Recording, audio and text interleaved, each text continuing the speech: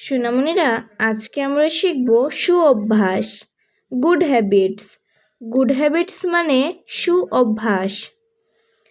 Brushing, brushing মানে দাঁত মাজা। রিডিং, রিডিং মানে পড়া। বাথ, বাথ মানে স্নান। হেয়ার কম্বিং, হেয়ার কম্বিং মানে চুল আঁচড়ানো। ব্রেকফাস্ট, ব্রেকফাস্ট মানে জলখাবার।